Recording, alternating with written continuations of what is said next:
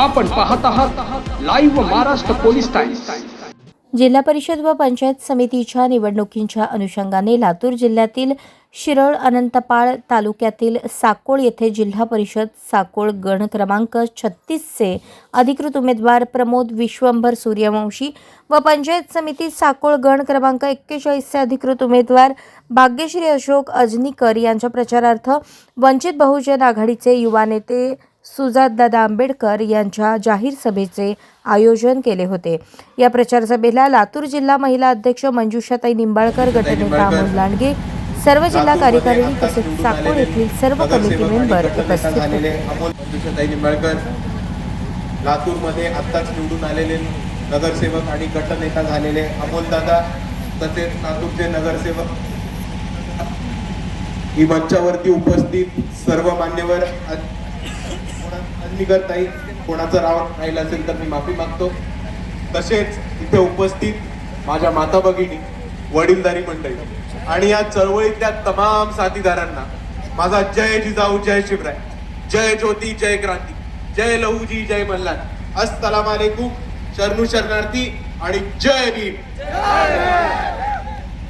मित्रांनो, आज आपण जिल्हा परिषद आणि पंचायत समितीच्या निवडणुकांसाठी जमलो आणि इथे बरीच लोक आहेत असं यांना वाटतं की ह्या निवडणुकीमध्ये काय होत नाही।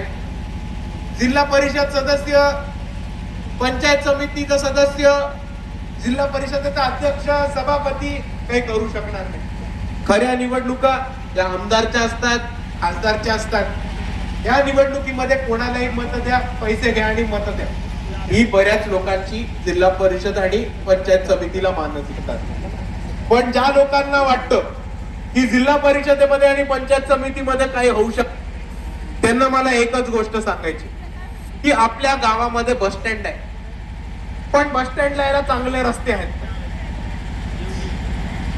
बस किती येतात, बस थांबे किती आहेत,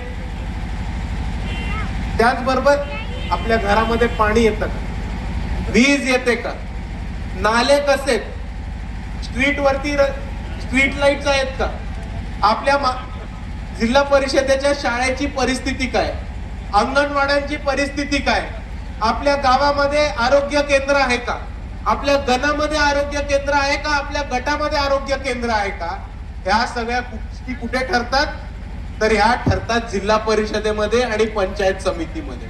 म्हणून मी सगळ्यांना विनंती करतो की ही निवडणूक हलक्यात घेण्याची नाहीये, तर ही निवडणूक आपण सर्वांनी एकत्र येऊन सत्ता आपल्या हातामध्ये घेऊन आपल्या गणाचा, आपल्या गटाचा आणि आपल्या गावाचा विकास करण्याची ही निवडणूक आहे।